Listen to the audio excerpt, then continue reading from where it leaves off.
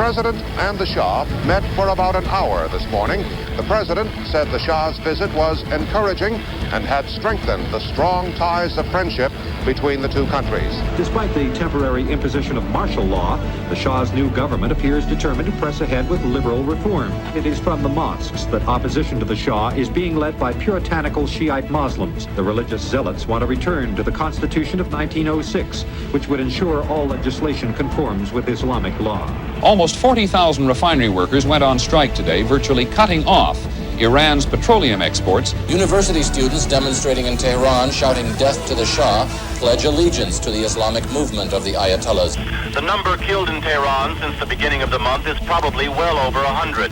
But people in this crowd were saying and believing 7,000 had been killed. Emotions over the dead and the rumors of dead are high. Every day here now, the demonstrations and arrests go on. Rumors in Tehran say people are being armed and may soon start firing back at the troops.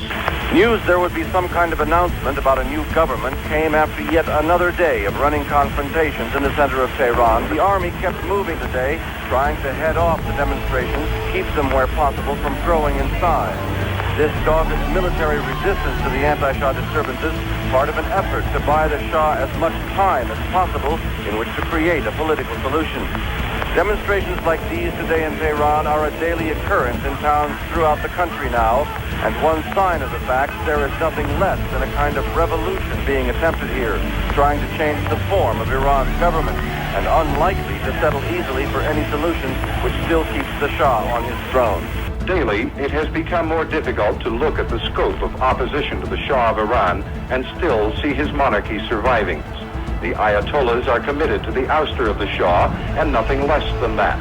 They chant, Magba Shah, death to the Shah. The new prime minister has gone some liberal political distance beyond the Shah, but not likely far enough to suit the anti-Shah religious establishment or members of the political opposition. The Shah and his empress left shortly before midday. The empire he had hoped to build had been shattered by a year of violence. The news spread with the speed of the human shout. Shah Farari Shodeh, the people cried. The Shah has escaped. The old chant of death to the Shah was replaced today by a new one, death to Carter. There is still a strong sentiment against American interests in Iran and the widespread belief that the United States has taken the profits from Iranian oil. Khomeini, Khomeini, they cried, we're waiting for you.